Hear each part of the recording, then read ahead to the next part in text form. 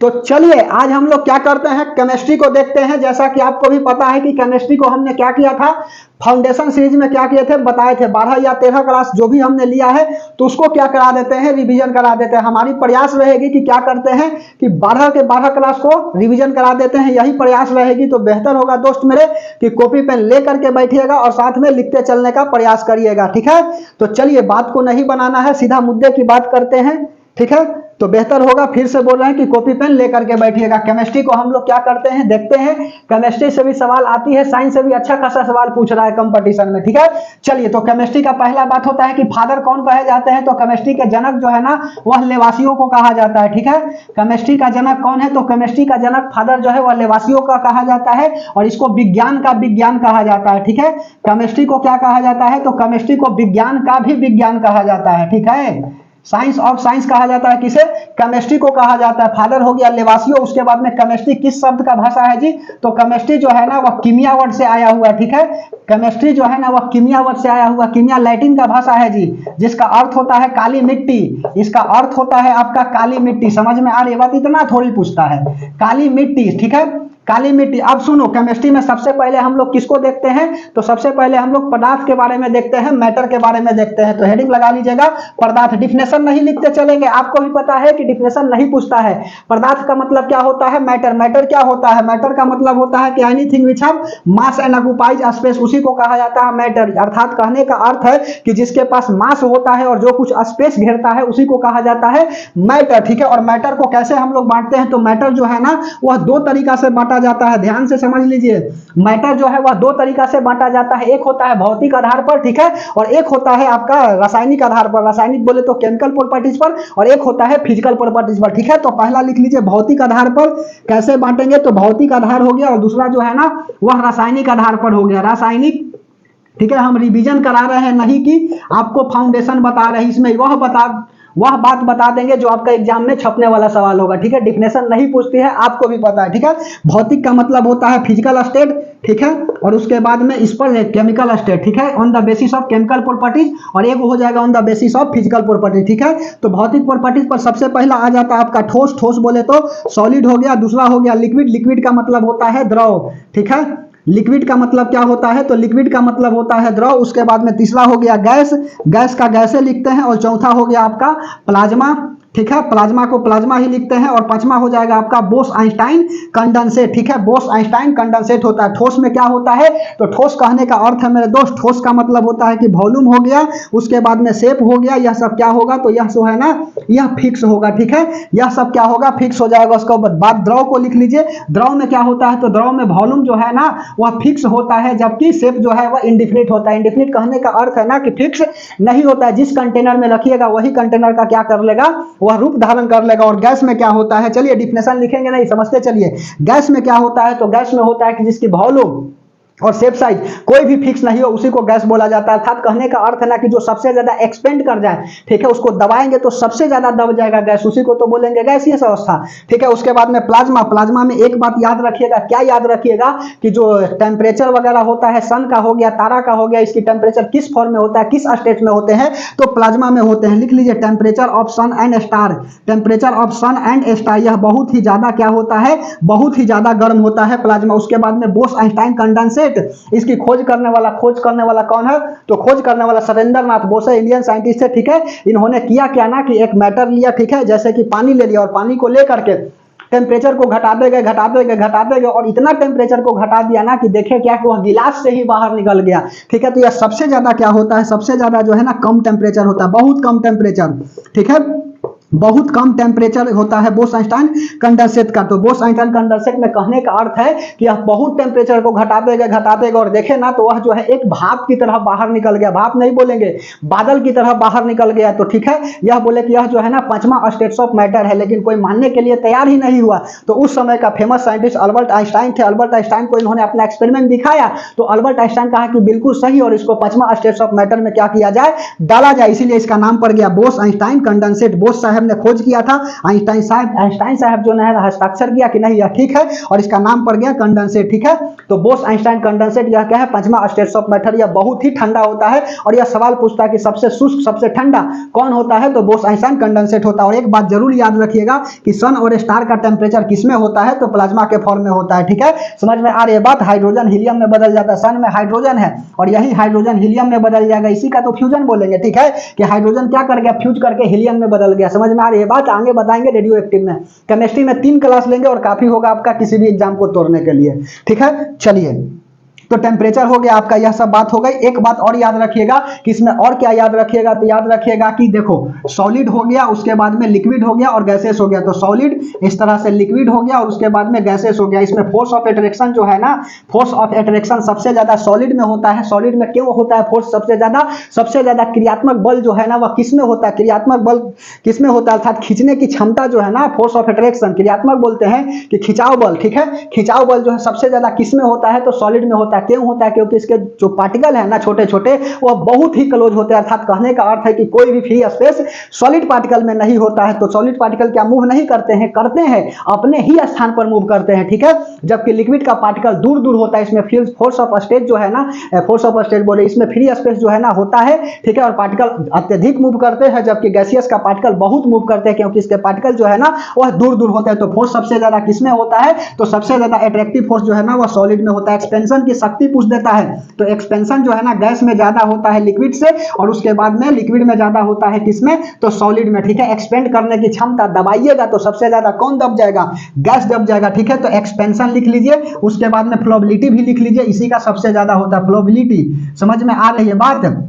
और भी इसके अलावा और भी कुछ होता होगा। ठीक है, हम जो जो एग्जाम में सवाल छपता है वही बात को बता रहे हैं। ठीक है, चलिए अब रासायनिक आधार पर देख लेता हूं कि रासायनिक आधार पर कौन कौन है। तो रासायनिक आधार पर होता है आपका 3, वो यहां पर भी आ जाएगा। एक हो जाएगा आपका एलिमेंट हो जाएगा, उसके बाद में कंपाउंड आ जाएगा। ठीक है, और उसके बाद में कंपाउंड में भी आ जाएगा ऑर्गेनिक कंपाउंड और इनऑर्गेनिक कंपाउंड, और उसके बाद में मिक्सचर आ जाएगा। तो चलो दिखा देता हूं। पहला हो गया तत्व, उसके बाद में दूसरा क्या हो जाएगा, तत्व के बाद अगला लिख लीजिए। तत्व भी 3 तरह के होगा, लिखो धातु हो गया, उसके बाद में अधातु हो गया, अधातु हो गया, उसके बाद में उपधातु हो गया। ठीक है, उपधातु हो गया, इसको हम लोग मेटल बोलेंगे, इसको नॉन मेटल बोलेंगे। ठीक है, और इसको हम लोग मेटलॉइड बोलेंगे, मेटलॉइड बोलेंगे। ठीक है, समझ में आ रही है बात। उसके बाद में तत्व हो गया, तत्व को एलिमेंट बोला जाता है। एलिमेंट क्या होता है, those which have made up of only one type of atom. ठीक है, जो एक ही प्रकार के एटम से बना हो उसी को हम लोग तत्व बोलते हैं। ठीक है, इसको अभी बात बताते हैं, ध्यान से समझते चलिएगा। ठीक है, तत्व हो गया, उसके बाद में और क्या लिखिएगा, यौगिक लिखिएगा। यौगिक क्या होता है, 2 या 2 से अधिक हम लोग क्या करते हैं, एलिमेंट को मिलाते हैं किसी फिक्स रेशियो में, उसी को बोला जाता है कंपाउंड यौगिक। ठीक है, और यौगिक यह 2 तरह का होता है, एक ऑर्गेनिक होता है और दूसरा इनऑर्गेनिक होता है। कार्बनिक हो गया और दूसरा अकार्बनिक हो गया। समझ में आ रही है, कार्बनिक हो गया, उसके बाद में दूसरा क्या हो जाएगा, अकार्बनिक हो जाएगा, अकार्बनिक। ठीक है, अकार्बनिक, कार्बनिक का मतलब होता है ऑर्गेनिक और इसका मतलब होता है आपका इनऑर्गेनिक। जिसमें कार्बन है उसको कार्बनिक बोलेंगे और जिसमें कार्बन नहीं है उसको हम लोग अकार्बनिक बोलेंगे। ठीक है, इनऑर्गेनिक। ठीक है, इनऑर्गेनिक हो गया। उसके बाद में तीसरा क्या लिख लीजिएगा, मिश्रण। ठीक है, मिश्रण को हम लोग बोलते हैं मिक्सचर। ठीक है, यह हो गया आपका मिक्सचर, MIXTURE। ठीक है, मिक्सचर। मिक्सचर यह 2 तरह का होता है, एक होता है आपका समांग मिश्रण और दूसरा होता है आपका विषमांग मिश्रण। ठीक है, लिख लीजिए, हिंदी इंग्लिश दोनों लिखते चल रहे हैं जी। समांग मिश्रण हो गया और दूसरा जो है ना आपका विषमांग मिश्रण हो गया। समांग मिश्रण, विषमांग मिश्रण। समांग को हिंदी में इंग्लिश में क्या बोलते हैं, होमोजेनियस बोलते हैं, होमोजीनियस बोला जाता है। और उसके बाद में इसको क्या बोला जाता है, हेट्रोजेनियस बोला जाता है। हेट्रोजेनियस स्पेलिंग लिख लीजिएगा। ठीक है, चलिए इसको बात को मिटा दे। समझ में आ रही है, क्या करिएगा, नहीं समझ में आएगा तो कमेंट सेक्शन में कमेंट करिएगा। ठीक है, ऐसे तो फाउंडेशन में इन डिटेल यह बात को बताए हैं। ठीक है, चलिए मिटा दें। चलो मिटाने में देरी नहीं करेंगे, आप जो है ना समझते चलिएगा। और बात तो बोले हैं कि बेहतर होगा कि कॉपी पेन ले करके बैठिएगा, जो इंपॉर्टेंट इसमें लगेगी उस बात को लिख लीजिएगा। सब जानते हैं तो क्यों लिखिएगा, कोई दिक्कत ही नहीं है। ठीक है, जान रहे तो तब तो अच्छी बात है, तब तो तैयारी आपकी बहुत ही बेस्ट चल रही है। और नहीं जान रहे तो जानने का प्रयास करिए। ठीक है, क्योंकि लग चुकी है तलब मंजिल की, खुद को आग में झोंक लेंगे। एक ठोकरे कहती है मारा जाएगा, हौसला कहता है देख लेंगे। ठीक है, तो देख लेंगे ऐसे कहने से नहीं होता है, पढ़ना पड़ता है। ठीक है, चलिए अब हेडिंग लगा लीजिएगा, लगाना है जिसको वह तत्व हेडिंग लगाएगा, ठीक है। एलिमेंट के बारे में क्या करते हैं, कहानी को स्टार्ट करते हैं, ठीक है, और उसी में सबको क्या करेंगे, लपेट लेंगे, तत्व, यौगिक, समांग, निष्पांग सब लपेट लेंगे, ठीक है। चलिए तो हेडिंग लगा लीजिएगा क्या, तत्व। तत्व का मतलब होता है एलिमेंट। टोटल एलिमेंट कितना है, तो अभी एलिमेंट जो है ना वह डिस्कवर हो चुका है 118 को, ठीक है। 118 को की क्या हो गई है, खोज हो गई है। और यह कहां पर देखने को मिलता है, तो पीरियोडिक टेबल में देखने को मिलता है, ठीक है। पीरियोडिक टेबल में यह देखने को मिलता है 118 एलिमेंट। इसमें से पूछता है ना कि मेटल कितने हैं और नन मेटल कितने हैं, तो मेटल मेरे दोस्त 91 है और नन मेटल जो है ना, नन मेटल कितने हैं, तो नन मेटल 27 है। चलो 7 1 8 9 2 11 हो गया ना, 27 और 91 118, यही ना होगा, 7 1 8 9 2 11, ठीक है, ठीक है। तो मेटल हो गया 91 और नन मेटल कितना हो गया, 27 हो गया। इस तत्व में जो है ना दो तरह का पढ़ना है, एक हो गया आपका मेटल और दूसरा हो गया नन मेटल, ठीक है। मेटल हो गया और दूसरा हो गया नन मेटल, ठीक है। मेटल हो गया और इधर लिख लेते हैं नन मेटल। नन मेटल कहने का मतलब होता है अधातु, ठीक है। उपधातु को हम लोग मेटलॉइड बोलते हैं, ठीक है। जो मेटल और नन मेटल दोनों की प्रॉपर्टी शो करता है उसी को मेटलॉइड बोलते हैं, अभी बात बता रहे, ठीक है। चलिए तो यह हो जाएगा नन मेटल अधातु और यह हो जाएगा मेटल मतलब धातु, ठीक है। धातु क्या होता है, इसमें इलेक्ट्रिसिटी पास करता है। इलेक्ट्रिक का जो है ना, इलेक्ट्रिसिटी पास्ट, अर्थात कहने का अर्थ है ना कि विद्युत धारा का यह क्या होता है, अच्छा कंडक्टर होता है, अच्छा चलकता होता है। चलकता कहने का अर्थ क्या है, चलकता कहने का अर्थ होता है कि जिसमें इलेक्ट्रिसिटी जो है ना वह आसानी से पास कर जाता है, उसी को हम लोग बोलते हैं कंडक्टर, ठीक है। कंडक्टर क्या होता है, तो कंडक्टर होता है जिसमें इलेक्ट्रिसिटी आसानी से पास कर जाए, उसी को कंडक्टर बोलते हैं। जैसे कि सबसे गुड कंडक्टर होता है आपका सिल्वर, उसके बाद में कॉपर होता है, एल्युमिनियम होता है और तब आयरन होते हैं, ठीक है। तो इलेक्ट्रिसिटी का अच्छा कंडक्टर होता है। यह जो है ना आघातवर्धनीय होता है, ठीक है। आघातवर्धनीय कहने का मतलब होता है वर्धनीय, ठीक है। आघातवर्धनीय होता है। आघातवर्धनीय कहने का मतलब है कि यह जो है ना डक्टाइल होता है कि मिलेबिलिटी होता है। तो आघातवर्धनीय का मतलब होता है ना कि यह जो है ना मिलेबिलिटी होता है, अर्थात पीट पीट करके इसको चादर बनाया जा सकता है, ठीक है। आघातवर्धनीय का मतलब होता है मिलेबिलिटी, ठीक है। मिलेबिलिटी, मिलिएबल का गुण शो करता है। मिलेबिलिटी क्या होता है, पीट पीट करके थिन शीट में कन्वर्ट कर देते हैं, convert into thin sheet. Thin sheet मत कहने का अर्थ है ना कि बहुत पतला क्या कर देते हैं, शीट में कन्वर्ट कर देते हैं। तो आघातवर्धनीय सबसे ज्यादा किसका होता है, तो गोल्ड का होता है, एयू का होता है, एजी का होता है, कॉपर का होता है, एल्युमिनियम का होता है, ठीक है। यह सबका क्या होता है, आघातवर्धनीय सबसे ज्यादा होता है, इसलिए हमने सजा दिया। उसके बाद में डक्टिलिटी लिख लीजिए, यह तन्य होता है। तन्य का मतलब होता है डक्टाइल, ठीक है। डक्टिलिटी कहने का अर्थ है ना कि मेटल को पीट पीट करके क्या कर देते हैं, लॉन्ग वायर में कन्वर्ट कर देते हैं। तो यह क्या कहलाता है, डक्टिलिटी कहलाता है। और सबसे ज्यादा डक्टाइल मेटल कौन है, तो सबसे ज्यादा डक्टाइल मेटल मेरे दोस्त गोल्ड है, ठीक है। 1 ग्राम गोल्ड से 2 किलोमीटर लंबा तार बनाया जा सकता है, लेकिन यह कभी टूटेगा नहीं, ठीक है। 1 ग्राम गोल्ड से 2 किलोमीटर लंबा तार बनाया जा सकता है। तो तन्य होते हैं, सबसे ज्यादा तन्य जो है ना वह कौन है, तो सबसे ज्यादा तन्य जो है ना वह आपका एयू होता है। यही लिख लीजिए, एयू, एजी हो गया, कॉपर हो गया और उसके बाद में एल्युमिनियम हो गया। समझ में आ रही बात, तो एयू, एजी, कॉपर और एल्युमिनियम। एक नोट में बात लिख लीजिएगा कि 1 ग्राम गोल्ड से 1 ग्राम ऑटोमन बोले तो गोल्ड, 1 ग्राम गोल्ड से कितना लॉन्ग वायर बनता है, तो 2 किलोमीटर लॉन्ग वायर बन सकता है, लेकिन यह कभी टूटेगा नहीं। समझ में आ रही बात। गोल्ड को किसमें घुलाया जाता है, लिख लो, सोना को जो है ना वह किसमें घुलाया जाता है, तो सोनार जो है ना, सोना घुलाया जाता है एक्वा रजिया में, ठीक है। एक्वा रजिया क्या है, तो सॉल्यूशन है, किसका सॉल्यूशन होता है, तो यह सॉल्यूशन होता है HCl प्लस नाइट्रिक एसिड, ठीक है। HNO3 का और HCl का, नाइट्रिक एसिड का और हाइड्रोक्लोरिक एसिड का क्या होता है, यह सॉल्यूशन होता है, जिसको हम लोग बोलते हैं एक्वारजिया। और इसी एक्वारजिया में क्या किया जाता है, सोना को घुलाया जाता है। उसके बाद में इसका रेशियो लिख लो, 3:1 होता है। कभी काल सवाल जो है ना पूछ देता है 1 2 3, ठीक है। तो HCl से याद रखिएगा ना 1 2 3 और उसके बाद में एक हो गया आपका नाइट्रिक एसिड, ठीक है। तो 3:1 हो गया एक्वारजिया का रेशियो, ठीक है। उसके बाद में प्यूरिटी और इम्प्यूरिटी की बात बताता है कि मान के चलो जो है ना कि इसमें क्या है, सोना जो है ना वह शुद्ध सोना कितना कैरेट होता है, तो प्योर गोल्ड जो है ना, लिख लो, गोल्ड से थोड़ा सवाल पूछ देता है। प्योर गोल्ड जो है ना वह 24 कैरेट होता है। कैरेट मतलब क्या होता है, सोना की शुद्धता किसमें मापी जाती है, तो सोना का शुद्धता जो है ना वह कैरेट में मापी जाती है। जैसे मान के चलो कि 18 कैरेट कोई सोना दे रहा है, सुनार जो है ना वह 20 कैरेट कहता है कि 20 वाला सोना दे देते हैं, 22 वाला दे देते हैं। तो आप इससे क्या समझते हैं, जैसे मान के चलो कोई सुनार जो है ना एग्जांपल में 18 कैरेट सोना देता है, ठीक है। 18 कैरेट सोना देता है, तो कहने का अर्थ है कि इसमें कितना जो है ना प्योर गोल्ड है और कितना जो है ना इम्प्योर गोल्ड है। इम्प्योर गोल्ड कहने का अर्थ है ना कि गहना बनाने के लिए, आभूषण बनाने के लिए, ज्वेलर्स बनाने के लिए समानार्थी शब्द, समान अर्थ देने वाले शब्द को समानार्थी शब्द बोलते हैं, या आप पर्यायवाची शब्द बोला, पर्यायवाची शब्द, ठीक है। साइनो बोला जाता है समानार्थी या तो पर्यायवाची वाची सब बोलिए, ठीक है। तो देखो 18 कैरेट सोना कहने का अर्थ है कि क्या है, 18 कैरेट में कितना परसेंट सोना है, तो देखो 24%, 24 कैरेट तो क्या होता है, शुद्ध सोना होता है, अर्थात इसमें कहने का अर्थ है कि 6 कैरेट जो है ना, 6 कैरेट क्या है, इम्प्योर है। इम्प्योर में क्या मिलाया जाता है, तो इम्प्योर में जो है ना इम्प्योरिटी के रूप में या तो कॉपर मिलाया जाता है या नहीं तो सिल्वर मिलाया जाता है, या तो इसमें तांबा मिला दिया जाता है या नहीं तो चांदी मिला दिया जाता है। तो मेरे दोस्त, क्या प्योर गोल्ड से गहना बनाई जा सकती है, तो कबो नहीं बनाई जा सकती है। तो उसमें क्या मिलाया जाता है हार्ड बनाने के लिए, तो हार्ड बनाने के लिए कॉपर मिलाया जाता है और नहीं तो सिल्वर मिलाया जाता है, ठीक है। अब सुनो, तो देखो 18 हो गया और 6 हो गया, तो यहां पर करना क्या है, 6 हो गया, उसके बाद में 24 है, टोटल यहां पर डिफरेंस है मेरे दोस्त, यहां 24 हो गया, 18 हो गया, तो दोनों का डिफरेंस कितना हो जाएगा, 6, और परसेंटेज टोटल कितना पर निकलता है, 24 पर निकलता है, इंटू 100 कर दो।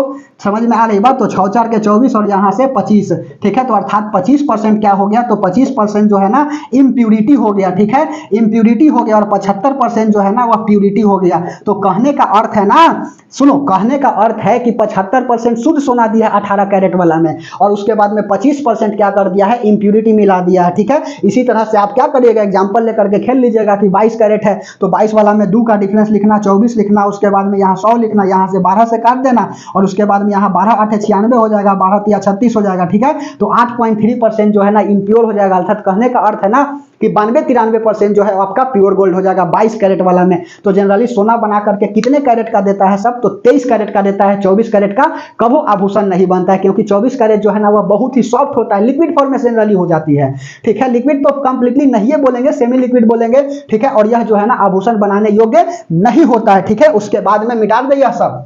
सोना से समझ में आ गई बात। तो सोना से कभी सवाल जो है ना ये सब पूछ देता है, एनसीईआरटी पढ़िएगा क्लास 10th का ना, तो यह सब खूब मिलता है जी, सवाल यह सब खूब पूछता है, सवाल पूछ ले ससुर के कहीं से, जब तक तोड़ेंगे नहीं तब तक छोड़ेंगे नहीं, ठीक है। तो तन्ने हो गया डक्टिलिटी। डक्टिलिटी कहने का अर्थ है ना कि मेटल को पीट पीट करके क्या कर सकते हैं, लॉन्ग वायर में कन्वर्ट कर सकते हैं, उसी को बोला जाता है डक्टिलिटी, ठीक है। चलिए 1 ग्राम गोल्ड से 2 किलोमीटर क्या किया जा सकता है, लंबा तार बनाया जा सकता है। उसके बाद में और क्या लिखेगा, 1 लिख लो प्रॉपर्टी, 2 लिख लो, और उसके बाद में 3 लिख लो, उसके बाद में चौथा लिख लीजिएगा, यह जो है ना मेटल को चाकू से नहीं काटा जा सकता, अर्थात मेटल जो है ना ठोस होता है, सीधा सीधी, यह जो है ना जनरली ठोस अवस्था में होता है। लेकिन इसके अलावा जो है ना मरकरी जो liquid at the room temperature, exception में लिख लो, एक्सेप्शन में डाल करके लिख लो। एक्सेप्शन में क्या लिखेगा, तो एक्सेप्शन में अपवाद में लिख लीजिएगा Hg, Hg बोले तो मरकरी, और पूछ देगा कि liquid at the room temperature, अर्थात कहने का अर्थ है ना कि कमरे के तापमान द्रव अवस्था में पाया जाता है, कमरे के तापमान पर द्रव अवस्था में पाया जाता है, वह कौन सा तत्व है, तो मरकरी है, ठीक है। और मरकरी का प्रयोग कहां पर किया जाता है, तो पारा का प्रयोग जो है ना वह किया जाता है थर्मामीटर में, ठीक है। डॉक्टर साहब जब थर्मामीटर लगाते हैं ना तो देखना पारा ऊपर बढ़ जाता है, ठीक है। यह कैसा होता है, तो यह लिक्विड फॉर्म में होता है, तो liquid at the room temperature याद रखिएगा, ठीक है। लिक्विड एट द, ये सब क्लास 9 10th का क्वेश्चन है जी, liquid at the room temperature, ठीक है, liquid at the room temperature हो जाएगा। उसके बाद में और क्या लिख लेना, एक्सेप्शन हो गया ठोस। और एक बात और लिख लेना यहाँ पर दूसरा में, मेटल में ही, कि मेटल को चाकू से काटा जा सकता है तो नहीं काटा जा सकता है। तो सवाल पूछता है ना कि वह कौन सा मेटल है कि चाकू से काटा जा सकता है, तो सोडियम एंड पोटासियम को चाकू से काटा जा सकता है, ठीक है। लिख लो सोडियम हो गया Na एंड पोटासियम, सोडियम का एटॉमिक नंबर 11 होता है और पोटासियम का एटॉमिक नंबर 19 होता है, ठीक है। एटॉमिक नंबर अभी बात बता रहे हैं, नंबर ऑफ प्रोटॉन को एटॉमिक नंबर कहा जाता है, ठीक है। सोडियम हो गया और उसके बाद में पोटासियम हो गया, इसको चाकू से काटा जा सकता है, चाकू से काटा जा सकता है, काटा जा सकता है, ठीक है। चाकू से काटा जा सकता है, ठीक है। उसके बाद में मेटल क्या करता है, तो मेटल जो है ना वो साउंड प्रोड्यूस करता है, ठीक है। यह क्या करता है, साउंड प्रोड्यूस करता है। अब हम लोग आ जाते हैं नॉन मेटल के फॉर्म में, ठीक है। नॉन मेटल में आ जाते हैं। नॉन मेटल में क्या क्या है, तो इसी का उलट करके लिख दीजिएगा कि यह जो है ना बैड कंडक्टर होता है। बैड कंडक्टर कहने का मतलब है ना कि यह विद्युत का कुचालक होता है, जबकि यह सुचालक होता है, ठीक है। मेटल जो है ना सुचालक होता है, जबकि यह कुचालक होता है। बैड कंडक्टर होता है, इंसुलेटर होता है। What do you know about the insulator, तो बता देना है कि जिसमें विद्युत धारा प्रवाहित नहीं होती है उसी को बोला जाता है इंसुलेटर, ठीक है। Those which do not conduct electricity known as the insulator, are you understand, बोलो। बैड कंडक्टर, तो बैड कंडक्टर क्या होता है, तो बैड कंडक्टर कहने का अर्थ है कि जिसमें इलेक्ट्रिसिटी पास नहीं करता है। एक्सेप्शन में लिख लीजिएगा ग्रेफाइट, ठीक है। एक्सेप्शन में लिख लीजिएगा ग्रेफाइट। ग्रेफाइट क्या होता है, तो पेंसिल के नोक में जो यूज होता है ना वही ग्रेफाइट होता है। ग्रेफाइट का यूजेज पूछ देता है कभी कभार, ठीक है। क्लास 10th की बात बोल रहे हैं। ग्रेफाइट जो है ना इसका स्ट्रक्चर दिखाएं, तो इस तरह से स्ट्रक्चर होता है, यहां से यह, और यह जो है ना यह क्या है, तो ग्रेफाइट का स्ट्रक्चर है, ठीक है।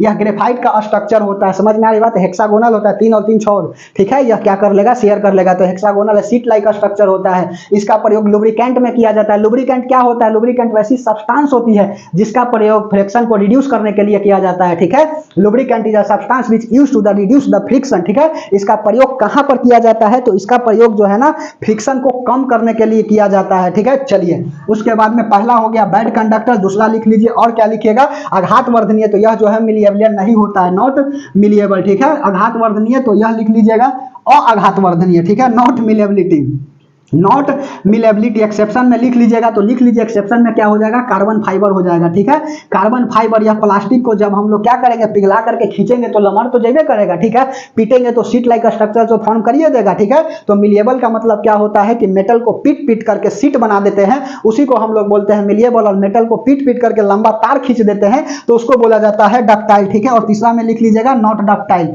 ठीक है, नॉट डक्टाइल लिख लीजिएगा, और उसके बाद में और लिख लीजिए क्या, मेटलवाइड। ठीक है, जो भी है यहां से पलट करके धातु में डाल देना, मिलेबिलिटी। ठीक है, मेटलवाइड, मेटलवाइड कहने का अर्थ है ना कि उपधातु। उपधातु क्या होता है, तो उपधातु जो है ना, जो भी छूट गया उठा करके इसमें डाल देना है। ठीक है, उपधातु क्या होता है, जो मेटल और नॉन मेटल दोनों की प्रॉपर्टी शो करता है। ठीक है, प्रॉपर्टी शो करता है किसका, तो प्रॉपर्टी शो करता है आपका, प्रॉपर्टी शो करता है metal plus non metal, metal and non metal. ठीक है, जैसे कि आप सेमीकंडक्टर को देख लीजिए, सॉरी, ठीक है, सेमीकंडक्टर को देख लीजिए, प्रॉपर्टी शो करता है मेटल और नॉन मेटल। एग्जांपल में लिख लीजिएगा जर्मेनियम हो गया और उसके बाद में सिलिकॉन हो गया। या फोर्थ ग्रुप ऑफ एलिमेंट होते हैं। ठीक है, फोर्थ ग्रुप क्या होता है, यह एलिमेंट होता है। समझ में आ रही है बात, जर्मेनियम और सिलिकॉन क्या होते हैं, यह ऐसे आपका सब्सटेंस है, सब्सटेंस मत लो, यह ऐसे एलिमेंट है ना जो करता क्या है ना जी, मेटल और नॉन मेटल की प्रॉपर्टी को शो करता है। समझ में आई बात, जर्मेनियम और सिलिकॉन। ठीक है, मेटल और नॉन मेटल की प्रॉपर्टी शो करता है। ठीक है,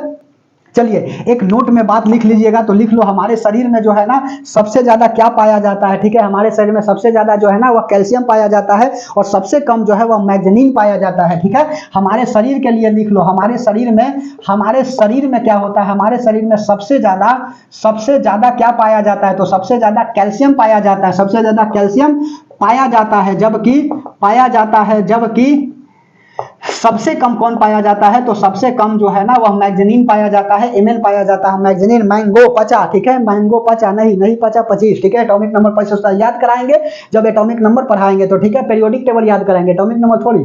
ठीक है, हमारे शरीर में सबसे वही होगा जी बात है, पीरियोडिक टेबल जब तक नहीं आएगी तब तक कैसे एटॉमिक नंबर याद कराएंगे। हमारे शरीर में सबसे ज्यादा कैल्शियम पाया जाता है, जबकि सबसे कम मैग्नीशियम पाया जाता है। पृथ्वी पर पाया जाने वाला तत्व जो है ना सबसे ज्यादा क्या होता है, तो कोड इसका लिख लो, ओ सियाल फेंकना। ऑक्सीजन हो गया, सिलिकॉन हो गया, अल्युमिनियम हो गया, आयरन हो गया, और सीए हो गया, और सोडियम हो गया। ठीक है, यह जो है ना पाया जाता है पृथ्वी के ऊपर। ठीक है, ओ सियाल फेंकना। ठीक है, और उसके बाद में तत्व कौन सा पाया जाता है, यह सब्सटेंस हो गया।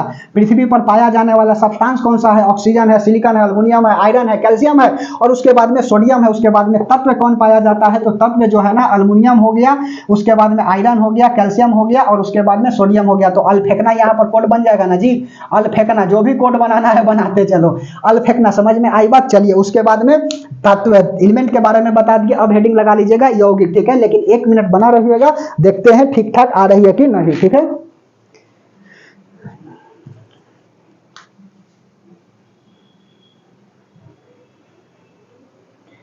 चलिए सब कुछ ठीक ठाक आ रही है। 22 मिनट में इतना बात बता देना अपने आप में चैलेंज होती है।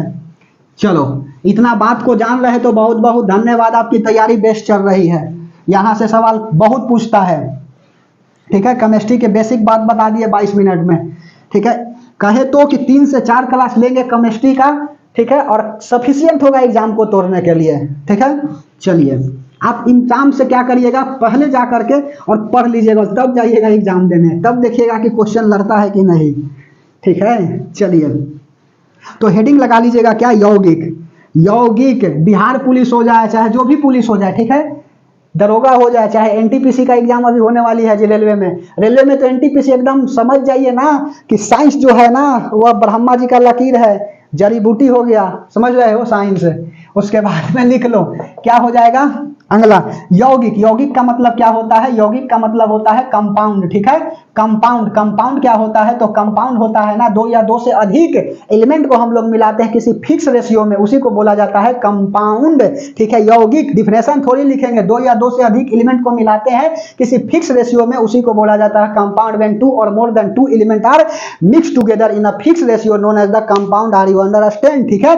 यौगिक दो या दो से अधिक तत्वों को जब एक साथ मिलाया जाता है किसी फिक्स रेशियो में, किसी फिक्स अनुपात में, उसी को हम लोग बोलते हैं निश्चित अनुपात। बोलना किसी निश्चित अनुपात में मिलाते हैं उसी को यौगिक बोला जाता है। तो लिखेंगे दो या दो से अधिक, दो या दो से अधिक, टू और मोर देन टू, दो या दो से अधिक एलिमेंट। एलिमेंट का मतलब क्या होता है? दो या दो से अधिक तत्व का मिश्रण, दो या दो से अधिक तत्वों का मिश्रण निश्चित रेशियो में, ठीक है, निश्चित अनुपात में, निश्चित अनुपात में, उसी को क्या बोला जाता है? उसी को बोला जाता है आपका यौगिक। एग्जांपल में क्या लिखेगा? हाइड्रोक्लोरिक एसिड ले लो, हाइड्रोजन और क्लोरीन फिक्स रेशियो में है ना जी। उसके बाद में H2SO4 ले लो, ठीक है, यह भी फिक्स रेशियो में है। उसके बाद में और ले लीजिए H2O ले लीजिए, ETC कर दीजिए, ठीक है, यह हो गया यौगिक। और मॉलिक्यूल क्या होता है? तो मॉलिक्यूल होता है टू और more than two element, same और different types of element are combined with the chemical forces, उसी को बोला जाता है आपका मॉलिक्यूल, ठीक है। दो या दो से अधिक, दो या दो से सेम या डिफरेंट, दो या दो से अधिक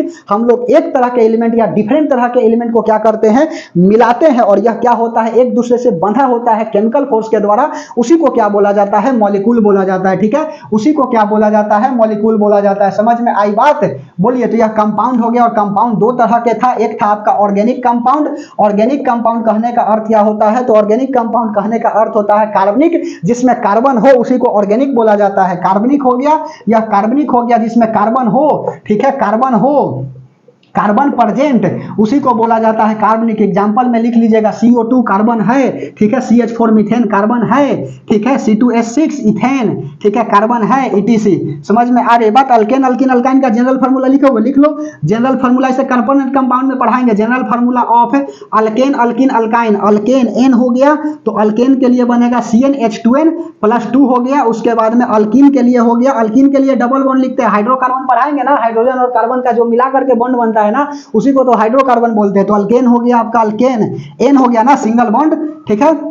उसके बाद में और क्या लिखेगा? CnH2n, ठीक है, यह हो गया आपका अल्कीन। और अल्काइन क्या हो जाएगा? तो दो कम हो जाएगा, तो CnH2n - 2। एगो टीचर था ना जी, टीचर नहीं था, ससुर फटीचर था, ठीक है, कह दो ना +2, कह दो ना -2 बना ले। अल्केन है तो N है तो कार्बन की संख्या, हाइड्रोजन की संख्या दोगुना से दो ज्यादा होगा, इन है तो सीधा दोगुना होगा, आइन होगा तो दो कम होगा दोगुना से, ठीक है। इसमें समझने वाली बात क्या है? कोड बनाने वाली, ठीक है। चलिए, ऑर्गेनिक हो गया, कार्बन जिसमें प्रेजेंट हो, तो CO2 हो गया, CH4 हो गया, C2H6 हो गया, ETC। समझ में आई? उसके बाद में ऑर्गेनिक हो गया और दूसरा इनऑर्गेनिक हो गया, ठीक है, इनऑर्गेनिक हो गया। और टीचर का जाके कमेंट में पढ़ना, थोड़ा सा अच्छा अच्छा कमेंट किया होता है सब, ठीक है। इनऑर्गेनिक, कार्बनिक हो गया, अकार्बनिक हो गया, अकार्बनिक, ठीक है, अकार्बनिक। कमेंट जानते हो क्या क्या लिखता है? सब कमेंट में लिखता है कि हम तो कमेंट करने आए ही थे, ठीक है, हमसे विद्वान लोग कमेंट कर चुके हैं। सुनो, अकार्बनिक, अकार्बनिक का मतलब होता है कार्बन नॉट प्रेजेंट, ठीक है, कार्बन नहीं उपस्थित, तो कार्बन एब्सेंट लिखो ना, ठीक है, नॉट प्रेजेंट या ऑप्शन सीधा लिख देते हैं, कार्बन अनुपस्थित हो। जैसे कि H2O, इसमें कहाँ कार्बन है जी? कार्बन के ये ना है अंश, तो यह क्या हो जाएगा? अकार्बनिक हो जाएगा, ठीक है। उसके बाद में और क्या लिख लोगे? हाइड्रोक्लोरिक एसिड, यह जो है अकार्बनिक एसिड अभी नहीं लिखेंगे, ठीक है। H2O हो गया, सबसे ज्यादा एसिड दिमाग में आता है, बोलो। उसके बाद में MgO हो गया, मैग्नीशियम ऑक्साइड हो गया, कैल्शियम हाइड्रोक्साइड हो गया, इसको बुझा हुआ चूना कहते हैं। यह बिहार पुलिस में आया हुआ है 7 अगस्त का जो परीक्षा हुआ है ना, 7 अगस्त 2024 बिहार पुलिस, ठीक है, बिहार पुलिस में क्या है, यह सवाल पूछा हुआ है कि बुझा हुआ चूना का फॉर्मूला बताओ।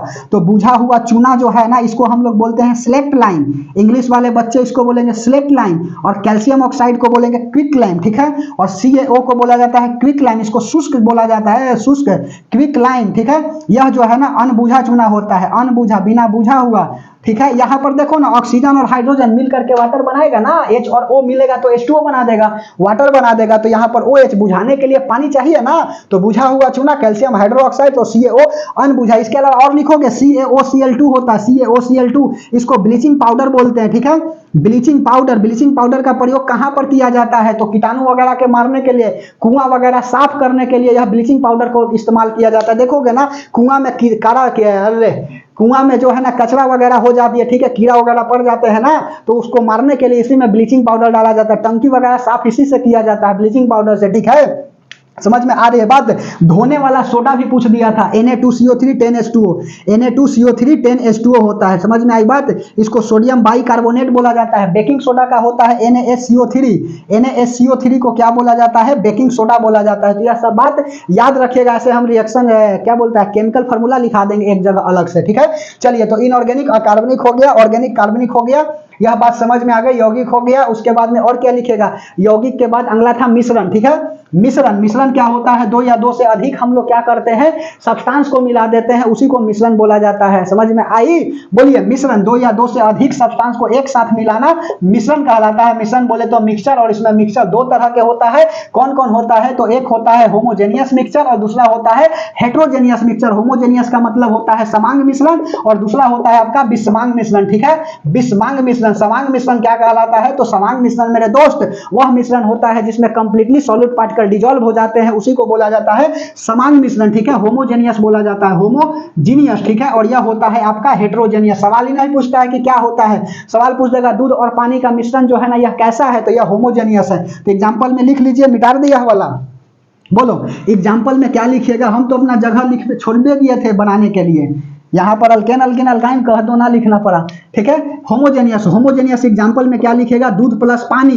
दूध और पानी का बड़ा अच्छा मिश्रण होता है जी, दूध और पानी वह होमोजेनियस है। इसके सॉलिड पार्टिकल थोड़ी इसमें दिखाई देंगे, दूध हो गया, पानी हो गया। उसके बाद में और क्या लिखोगे, पानी प्लस चीनी, पानी में चीनी जैसा, ठीक है, पानी हो गया और चीनी हो गया, ठीक है। चीनी का केमिकल फार्मूला याद रखोगे, ठीक है। तो केमिकल फार्मूला होता है C12H22O11 होता है, ठीक है। C12H22O11 होता है, यह आपका केमिकल फार्मूला हो गया चीनी का। पानी का होता है H2O, ठीक है। ग्लूकोज का होता है C6H12O6, और यह कैसा है, कार्बनिक है, यह भी कार्बनिक है। समझ में आ रही बात। ऑर्गेनिक है, जिसमें कार्बन है तो कार्बनिक, जिसमें कार्बन नहीं है तो इनऑर्गेनिक, ठीक है। समझ में आई बात, बोलो। तो पानी हो गया, चीनी हो गया, यह पानी क्या है, लिक्विड हो गया, और यह क्या है, सॉलिड है। तो लिक्विड में सॉलिड का मिश्रण हो गया ना, लिक्विड में सॉलिड का मिश्रण, पानी चीनी, ठीक है। पानी और चीनी, लिक्विड में सॉलिड का मिश्रण हो गया पानी चीनी।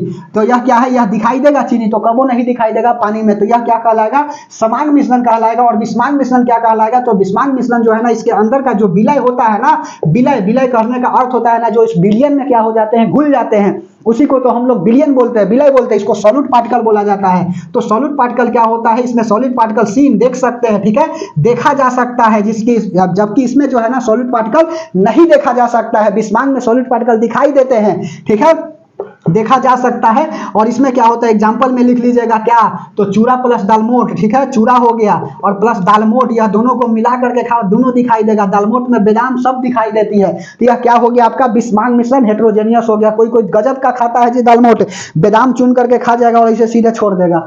समझ में आ रही है बात, बोलिए। तो एक से एक मिलता है, पनीर का सब्जी बनाओ ना, पनीरवा चुन करके खा जाएगा, सब ऐसे छोड़ देगा मटर। समझ में आ रही है बात। तो पनीर और मटर दिखाई देता है, तो यह कैसा मिश्रण हो गया, तो यह जो है ना आपका विषमांग मिश्रण हो गया। एकदम कॉमन एग्जांपल बता रहे हैं, ठीक है।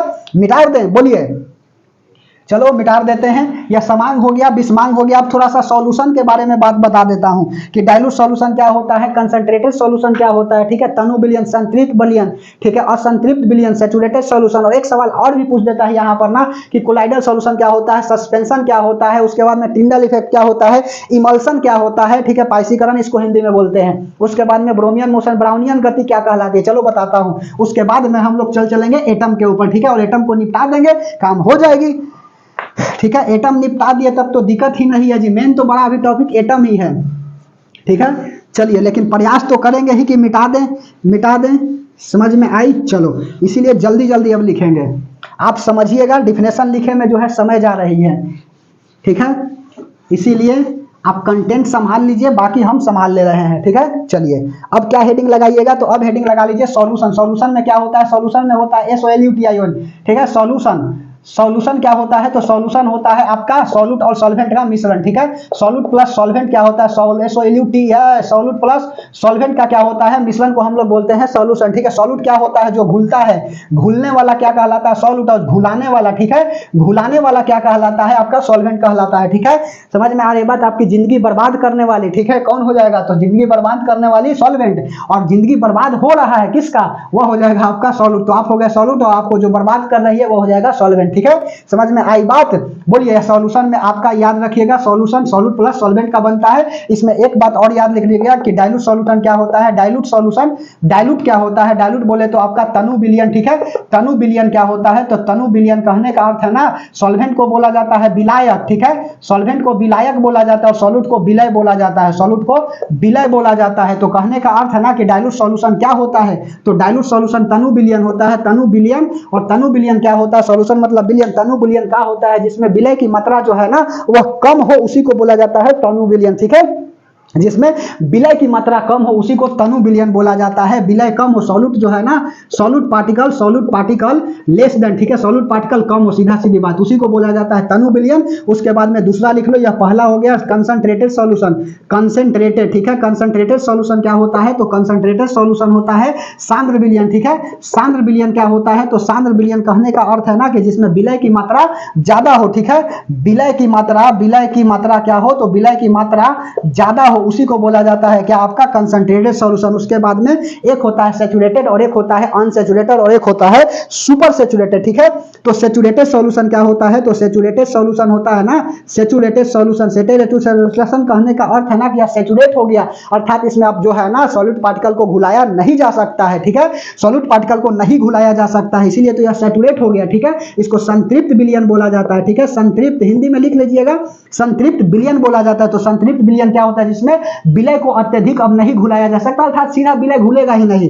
ठीक है, विलय को नहीं घुलाया जा सकता, विलय को नहीं घुलाया जा सकता, नहीं घुलाया जा सकता है। ठीक है, नहीं घुलाया जा सकता है, उसी को बोला जाता है आपका संतृप्त विलयन। और दूसरा हो जाएगा इसमें असंतृप्त विलयन। ठीक है, असंतृप्त विलयन, असंतृप्त कहने का अर्थ है ना कि यह अनसैचुरेटेड है, अनसैचुरेटेड है, इसका मतलब यह सैचुरेट होना चाहेगा। समझ में आई बात? आप सिंगल है तो डबल होना चाहिएगा, तो यह भी क्या करेगा, यह भी जो है ना अपने अंदर सॉल्यूट पार्टिकल को घुलाना चाहेगा, इसी को हम लोग असंतृप्त विलयन बोलते हैं। ठीक है, तो जिसमें क्या हो जाए, जिसमें जो है ना, जिसमें सॉल्यूट पार्टिकल और घुलाया जा सकता है, जिसमें सॉल्यूट पार्टिकल को और घुलाया जा सके। ठीक है, और घुलाया जा सके। ठीक है, और घुलाया जा सके, उसी को हम लोग क्या बोलते हैं, उसी को हम लोग बोलते हैं असंतृप्त। और उसके बाद में तीसरा लिख लीजिएगा सुपर सैचुरेटेड। सुपर सैचुरेटेड क्या होता है, तो सुपर सैचुरेटेड होता है कि देखो यह सैचुरेट है, सुपर सैचुरेटेड हो गया। सुपर सैचुरेटेड अर्थात टेम्परेचर बढ़ा करके सॉलिड पार्टिकल को घुलाया जा सकता है, उसी को बोला जाता है सुपर सैचुरेटेड। ठीक है, यदि टेम्परेचर को बढ़ाकर सॉलिड पार्टिकल घुलाया जाए। ठीक है, सॉलिड पार्टिकल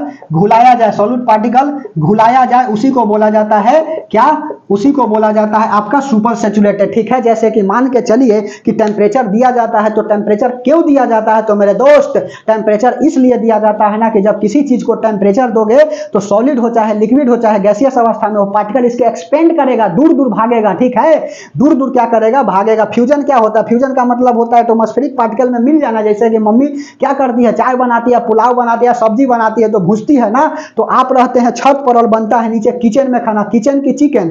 ठीक है, जो भी, ठीक है, तो वह सुगंध जो है ना ऊपर तक चला जाता है। तो how do possible, smell of the kitchen हो गया और चिकन जो भी बोलना है of the on the surface of, क्या लिखे, बॉटम ऑफ द, जो भी लिखना लिखिए। ठीक है, एयर वाला में क्या हो जाता है, यह जो है ना फैल जाता है पार्टिकल, तो आपको क्या हो जाता है, सुगंध मिलता है कि सब्जी बन रही है, तो यही क्या कहलाता है, आपका डिफ्यूजन कहलाता है। ठीक है, यही क्या कहलाता है, तो यह जो है ना क्या कर गया, तो यह जो है ना फ्यूज कर गया। समझ में आ रही है बात? तो यह इंटरमिक्सिंग के साथ क्या हो जाता है, मिल जाता है। इसको डिफ्यूजन बोलते हैं, नहीं कि फ्यूजन बोलते हैं। हाइड्रोजन को हीलियम में बदलना यह फ्यूजन कहलाता है। ठीक है, शुरू में बोले हैं। तो डिफ्यूजन का मतलब क्या होता है, तो डिफ्यूजन का मतलब होता है ना कि जो इंटरमिक्सिंग हो जाते हैं पार्टिकल एयर के पार्टिकल के साथ, उसको डिफ्यूजन बोला जाता है। लिखना है तो लिख लीजिएगा। ठीक है, तो यदि टेम्परेचर को बढ़ाकर सॉलिड पार्टिकल को घुलाया जाए तो वही कहलाता है सुपर सैचुरेटेड। तो टेम्परेचर क्यों देते हैं, तो इसलिए देते हैं टेम्परेचर ना कि ताकि जो है क्या हो सके, तो ताकि जो है ना इसके पार्टिकल टूट जाए, और पार्टिकल टूट जाए तो स्पेस बन जाएगा, और उसी स्पेस में क्या कर देंगे, सॉलिड पार्टिकल को घुला देंगे, इसीलिए यह टेम्परेचर को दिया जाता है। तो सुपर सैचुरेटेड हो गया।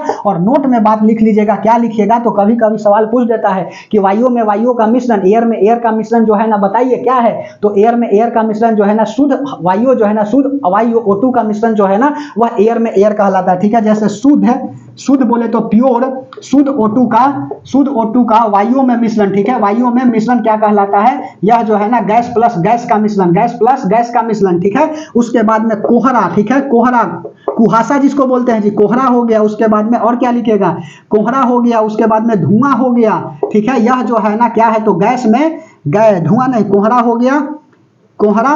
उसके बाद में वाष्प हो गया, यह जो है ना गैस में क्या है, तो लिक्विड का मिश्रण है, ठीक है। यह भी सवाल पूछता है, कोहरा। और उसके बाद में धुआं हो गया, धुआं, ठीक है। धुआं जो है कैसा मिश्रण है, तो धुआं जो है ना वह गैस में सॉलिड का मिश्रण है, ठीक है। गैस में सॉलिड का मिश्रण है, उसी को बोला जाता है धुआं, ठीक है। धुआं क्या है, तो धुआं कैसी मिश्रण है, तो गैस में सॉलिड का मिश्रण है। कोहरा कैसी मिश्रण है, तो गैस में लिक्विड का मिश्रण है। शुद्ध ऑक्सीजन का ऑक्सीजन में मिश्रण क्या है, तो गैस में गैस का मिश्रण है, ठीक है। उसके बाद और क्या लिखिएगा, तो और लिख लीजिएगा आप H2SO3, H2CO3 कार्बोनिक एसिड, ठीक है।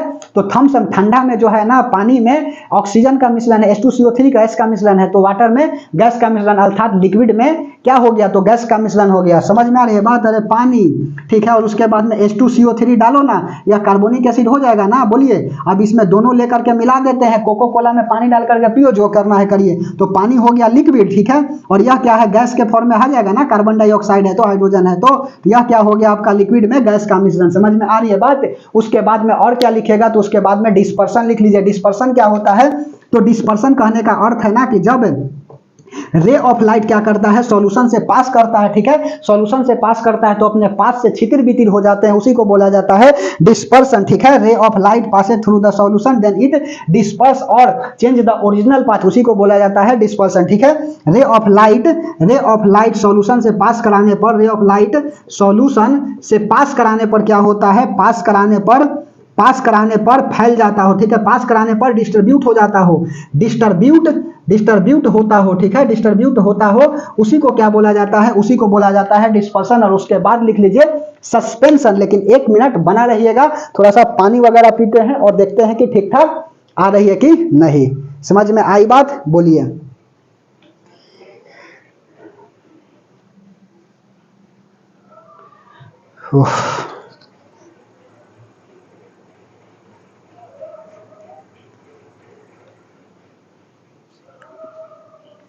चलिए मिटा दे इतना, आशा करते हैं कि आप भी पानी वगैरह पी लिए होंगे। 40 मिनट हो रही, 40 मिनट अभी और बैठा रहिए ध्यान से। 40 मिनट में बहुत कुछ और निपटा देंगे। 40 मिनट में इतना निपटा दिए, और 40 मिनट धैर्य बना करके रहिए, और ज़्यादा निपटाएंगे, ठीक है।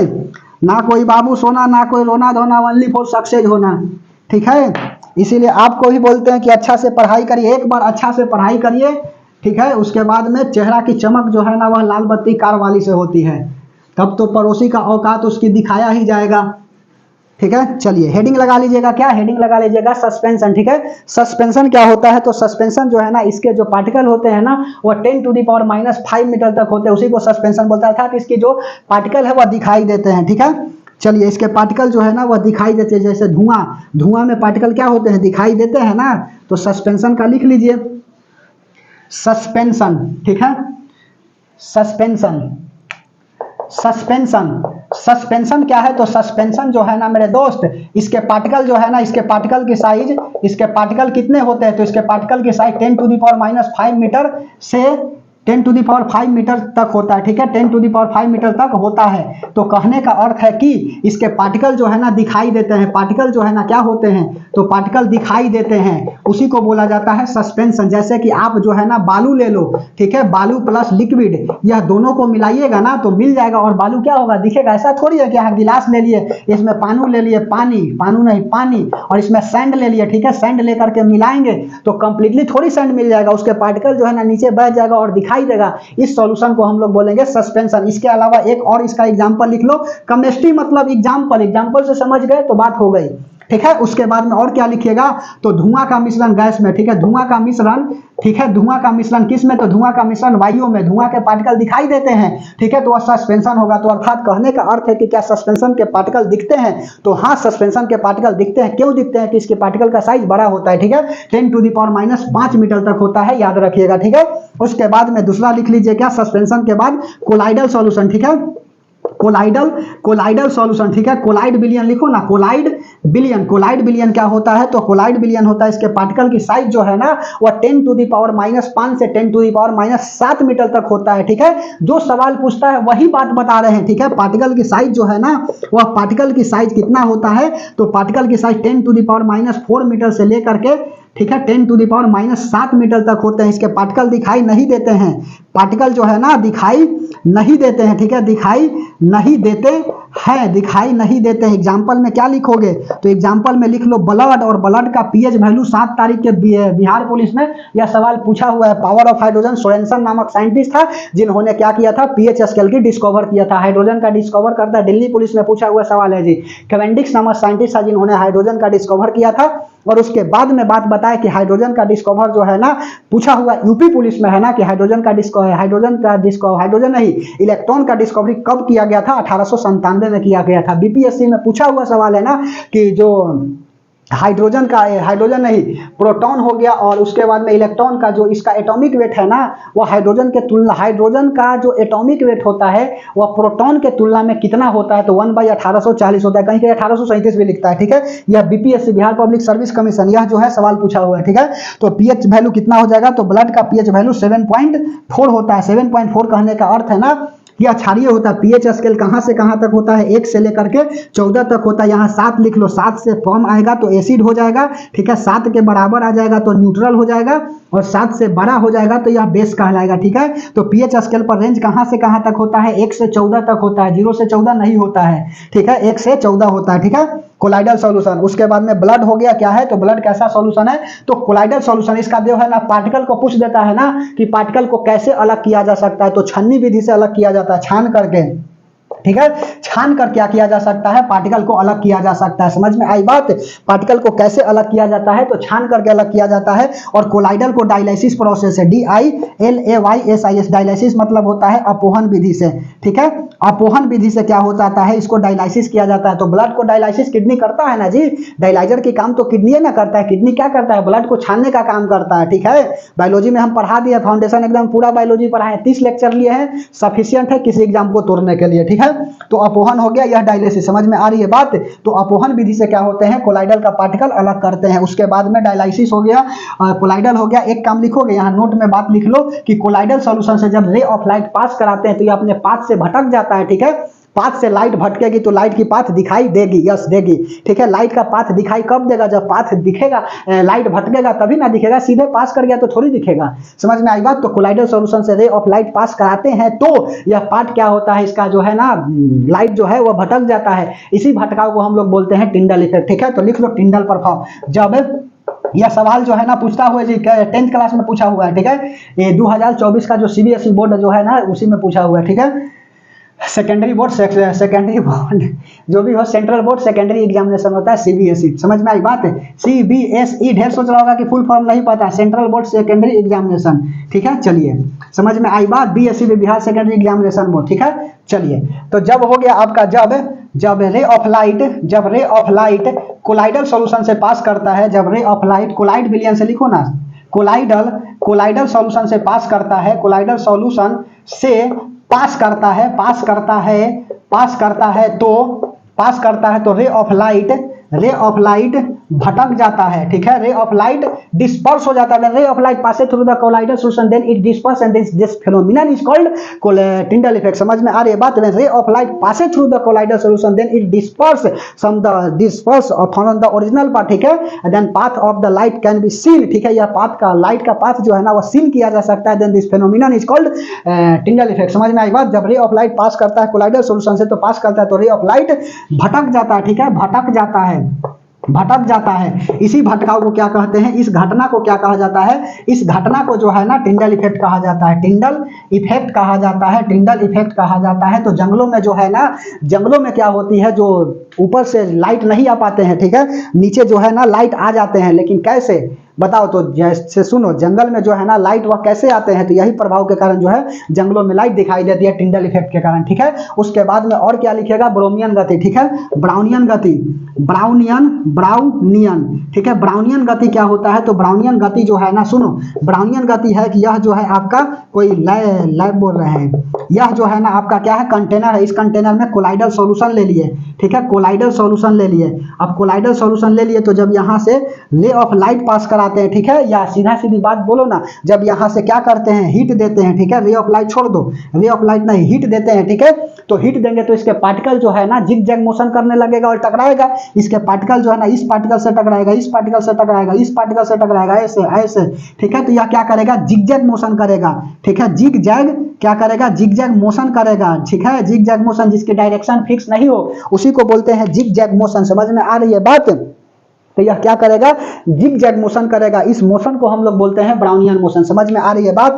तो हीट यहाँ से क्या कर दिए हैं, सप्लाई दिए हैं, तो इसके पार्टिकल जो है ना, पार्टिकल कैसा मोशन कर रहा है, तो पार्टिकल मेरे दोस्त जिग जैग मोशन कर रहा है, और इस जिग जैग मोशन को क्या बोला जाता है, ब्राउनियन गति बोला जाता है। समझ में आई बात, ब्राउनियन गति होता है। और एक अगला लिख लीजिएगा, पाइसीकरण। पाइसीकरण क्या होता है, तो पाइसीकरण जो है ना, वह पाइसीकरण कहने का अर्थ है इमल्सन, ठीक है। इमल्सन क्या होता है, तो इमल्सन जो है ना एक विशेष प्रकार का कोलाइडल सॉल्यूशन है जिसमें मिल तो जाता है लेकिन जो है ना, यह कोलाइडल सॉल्यूशन मिल तो जाता है लेकिन परिक्षेपित नहीं हो पाता है। समझ में आई बात, परिक्षेपित नहीं हो पाता है। लिख लो जैसे पेंट हो गया, यह सब क्या होता है, इमल्सन होता है। यह क्या है, कोलाइडल सॉल्यूशन, यह भी है कोलाइडल सॉल्यूशन है, कोलाइडल सॉल्यूशन है जिसमें पार्टिकल घुल जाते हैं, जिसमें पार्टिकल क्या होते हैं, पार्टिकल घुल जाते हैं, लेकिन क्या होता है, लेकिन परिक्षेपित नहीं होते हैं, लेकिन परिक्षेपित नहीं होते हैं, उसी को क्या बोला जाता है, इमल्सन। जैसे कि पेंट, ठीक है, यह हो गया पेंट। पेंट कैसा है, तो पेंट जो है ना वह इमल्सन है। तो यहाँ क्या होता है, आपका बेसिक केमिस्ट्री जो हम पढ़ाए रहे थे वह आपका समाप्त हो गया। अब हेडिंग लगा लीजिए एटम, ठीक है। चलिए मिटा दें, चलो एटम के बारे में हेडिंग लगा लीजिए। Atom is the smallest particle which does not exist according to the Dalton's atomic theory, ठीक है, but the first statement is wrong. समझ में आ रही है बात, पहले के स्टेटमेंट गलत हो गया इनका बेचारे का, ठीक है, कि एटम जो है ना वह स्मॉलेस्ट पार्टिकल है, एग्जिस्ट करता ही नहीं, ऐसा कोई चीज़ है नहीं है कि एटम है। और पहले बात जो है कट गया इनका, ठीक है। तो चलिए एटम की बात बताता हूँ, इतना बात समझ में आ गई, इतना से ज़्यादा पूछता है जी, ठीक है, इसलिए बता दिए, ठीक है। चलो समझ में आ रही है बात, बोलिए। पानी से भिंगाने का पड़ेगा जी, चलो अब की भिंगा लेंगे, नहीं मिटेगा तो आप हेडिंग लगा लीजिए एटम। इतना बात समझ गए, 40-45 मिनट जो भी हमने क्लास लिया इतना देर में समझाए, ऐसा नहीं कि बात को बनाए हैं, आए हैं, हंसी मजाक कर दिए और उसके बाद में 2-4 बात पढ़ा करके चले गए, तब तो दिक्कत हो जाएगा ना जी। बोलिए, चलिए एटम, हेडिंग लगा लीजिए एटम। एटम क्या होता है, एटम का मतलब होता है परमाणु, ठीक है, परमाणु। एटम क्या है, सबसे छोटा पार्टिकल होता है। Atom is the smallest particle which does not exist according to the Dalton's atomic theory. Atom जो है ना छोटे छोटे क्या है, अणु है, ठीक है, यह छोटे छोटे अणु है जिसको तोड़ा नहीं जा सकता है। समझ में आई बात। इसकी सबसे पहले जानकारी किसने दिया, तो सबसे पहले जानकारी जो है ना वह देने वाले कौन है, तो सबसे पहले जानकारी देने वाला कनाद है, ठीक है। लिख लो सबसे पहला जानकारी किसने दिया, तो सबसे पहली जानकारी जो है ना, सबसे पहली जानकारी देने वाला कौन है, तो सबसे पहली जानकारी देने वाला कनाद है। जबकि व्यापक रूप से जानकारी किसने दिया, तो व्यापक रूप से जानकारी जो है ना, व्यापक रूप से जानकारी देने वाले मेरे दोस्त कौन है, तो व्यापक रूप से जानकारी देने वाला वही आपका जॉन डाल्टन है, ठीक है, जॉन डाल्टन, ठीक है, जॉन मार्शल नहीं जी, जॉन डाल्टन, ठीक है। जॉन डाल्टन क्या किया, बेसिक रूप से आपका व्यापक रूप से जानकारी दिया, ठीक है, इसीलिए इनको क्या बोला जाता है, फादर बोला जाता है। फादर बोले तो जनक बोला जाता है एटम का डिस्कवर का, ठीक है। डिस्कवरी ऑफ एटम करने वाले कौन है, यही जॉन डाल्टन है। लिख लो डिस्कवर ऑफ एटम, यही करते हैं, डिस्कवर ऑफ एटम, ठीक है, डिस्कवर ऑफ एटम, इसीलिए इसको क्या बोला जाता है, डिस्कवरी ऑफ एटम करने वाले के पिता कौन है, तो जॉन डाल्टन है, ठीक है। उसके बाद में बहुत सारे साइंटिस्ट आया जिन्होंने क्या किया, तो जिन्होंने जो है ना एटम के बारे में बताया, जिसमें से पहला साइंटिस्ट आपका कौन है, तो पहला साइंटिस्ट जो है ना वह आपका है, ठीक, क्या बोलता है, जॉन जे थॉमसन, ठीक है, जे थॉमसन, ठीक है। बहुत ऐसे जानकारी दिया, जे थॉमसन है, रदरफोर्ड है, ठीक है। अच्छा, जॉन डाल्टन ने क्या कहा, तो जॉन डाल्टन ने कहा ना कि एटम जो है ना छोटे छोटे अणु का बना हुआ क्या है, परमाणु है। Atom is the smallest particle, ठीक है। एटम क्या है, तो atom is the smallest particle, smallest particle. Atom जो है ना छोटे छोटे बने अणु से बना हुआ परमाणु है, ठीक है। Atom is the smallest particle which does not exist, ठीक है, which does not exist according to the Dalton's atomic theory. समझ में आई बात। Atom is the smallest particle which does not which does not exist. समझ में आई बात, विच डज नॉट एग्जिस्ट। तो फादर ऑफ एटम किसे कहा जाता है, सवाल पूछा हुआ है जी, एटम की व्यापक रूप से जानकारी किसने दिया, तो जॉन डल्टन ने दिया। उसके बाद में अगला लिख लीजिए जे थॉमसन मॉडल, ठीक है, जे थॉमसन मॉडल क्या है, तो जे थॉमसन मॉडल जो है ना, इन्होंने कहा ना कि एटम जो है ना वह तरबूज की तरह होता है, ठीक है, समझ में आया। प्लम पुडिंग मेडल भी बोला जाता है इसको, प्लम पुडिंग निधक भी बोला जाता है, प्लम पुडिंग, ठीक है, प्लम पुडिंग, ठीक है, प्लम पुडिंग मेथड भी इसी को बोला जाता है, इन्हीं के प्रोसेस को, ठीक है, प्लम पुडिंग मेथड, ठीक है। तो यह क्या ले लिया, तो यह जो है ना वाटरमेलन ले लिया। वाटरमेलन कहने का अर्थ है ना कि यह तरबूज ले लिए बेचारे के, ठीक है, एक तरबूजा होता है और एक खरबूजा होता है, समझ में आई बात। और उसके बाद में जो है ना 8वां अजूबा हो जाता है, ठीक है। चलिए, तो यह आपका वाटरमेलन है। वाटरमेलन जो है ना यह क्या है, तरबूजा है, ठीक है, समझ में आई बात। तरबूजा, यह तरबूजा में बीज जो है ना, इसके बीज जो है सीड किसको डिनोट करता है, तो इलेक्ट्रॉन को डिनोट करता है। जैसे मान के चलो ना कि ग्रामीण क्षेत्रों में पूछिएगा ना कि भूत देखे हो, तो कहेगा कि हाँ भूत देखे। घोस्ट मतलब भूत होता है जी, GHOST, ठीक है, GHOST, घोस्ट मतलब भूत होता है, ठीक है। तो भूत देखे हो तो कहेगा कि हाँ भूत देखे हैं, तो कैसा होता है, तो कोई कहेगा कि उजला कपड़ा पहना हुआ है, तो कोई कहेगा कि ऐसा होता है, पंजा नहीं होता है, ठीक है। तो इस तरह से तरह तरह से कहानी बताता है, ठीक है, समझ में आ रही है बात। अंधविश्वास फैलाता है। तो एटम के जानकारी जब दिए ना डल्टन साहेब, तो जे थॉमसन कह रहे हैं कि देखो हम बताते हैं कि एटम कैसा। इन्होंने कहा ना कि एटम स्मॉलेस्ट पार्टिकल है जिसको एग्जिस्ट नहीं कर सकता है, ठीक है। तो ये कहा कि ऐसा ना ना ना, देखो हम बताते हैं कि एटम जो है ना वह तरबूजा की तरह होता है, ठीक है, तरबूजा की तरह होता है, जिसमें से यह इलेक्ट्रॉन जो है ना, बीज इसका इलेक्ट्रॉन है, और यह जो लाल पार्ट बच गया ना, ठीक है, जरूरी नहीं कि सब तरबूजा लाले होता है, ठीक है, कुछ जो है ना लाल नहीं होता है, ठगा जाओगे तो, ठीक है। तो यह जो है ना क्या है, तो अदर पार्ट हो गया आपका लाल वाला भाग, समझ में आ रही बात। लाल वाला भाग क्या कहलाएगा, तो लाल वाला भाग जो है ना यह इसका प्रोटॉन कहलाएगा। तो इलेक्ट्रॉन बराबर प्रोटॉन हो जाएगा। कहने का अर्थ है ना कि यह दोनों न्यूट्रल हो जाएगा। कहे का अर्थ है कि यह दोनों क्या हो जाएगा, जितना इलेक्ट्रॉन है उतना ही प्रोटॉन है। समझ में आई बात, जितना इलेक्ट्रॉन है उतना ही प्रोटॉन है। यह बात जो है ना कहने वाले कौन है, तो यह बात कहने वाले आपका जे थॉमसन है, ठीक है, जे थॉमसन है। समझ में आ रही बात। जॉन डाल्टन ने क्या कहा, एक बात जो है ना, एटम जो है ना, डाल्टन साहब कहते हैं ना कि एटम जो है ना यह पॉजिटिव चार्ज पार्टिकल का क्या है, एक गोला है, ठीक है ना। ये नहीं कहते हैं जे थॉमसन कहते हैं, वेरी सॉरी। एटम जो है ना, एटम क्या है, तो पॉजिटिव चार्ज पार्टिकल का गोला है, पॉजिटिव चार्ज पार्टिकल की गोला, ठीक है, पार्टिकल की गोला है। यह कहने वाले कौन है, तो यह जो है ना जे थॉमसन कहने वाले, ठीक है, जे थॉमसन कहने वाले। तो लाल वाला भाग प्रोटॉन हो गया, इलेक्ट्रॉन बराबर प्रोटॉन, और यह जो है ना दोनों मिलकर के न्यूट्रल हो जाता है। तो जे थॉमसन ने क्या कहा, तो मेरे दोस्त जे थॉमसन ने कहा ना कि एटम जो है ना वह कैसा होता है, तो एटम तरबूजा की तरह होता है, जिसमें से उसका बीज क्या है, इलेक्ट्रॉन है, और अदर वाला पार्ट जो है लाल वाला भाग वह प्रोटॉन होता है। तो जे थॉमसन के बाद अगला आता है कौन, तो जे थॉमसन के बाद अगला आ जाता है आपका रदरफोर्ड। तो रदरफोर्ड ने क्या किया, तो रदरफोर्ड जो है ना वह करते हैं क्या है कि सबसे पहले गोल्ड फॉइल ले लिया, बहुत सा पतला ले लिया, ठीक है, गोल्ड फॉइल। और गोल्ड फॉइल से लेने के बाद देखो यह एक्सपेरिमेंट में करते क्या है गोल्ड फॉइल से, ठीक है। तो हेडिंग लगा लीजिएगा रदरफोर्ड एक्सपेरिमेंट, ठीक है। तो रदरफोर्ड एक्सपेरिमेंट क्या करते हैं से सुनो। रदरफोर्ड अपना कैसे मॉडल बताया, जे थॉमसन मॉडल, समझ में आई बात, क्या बताए जे थॉमसन, बोलिए। जे थॉमसन के बाद अगला लिख लीजिएगा क्या, रदरफोर्ड एक्सपेरिमेंट, ठीक है,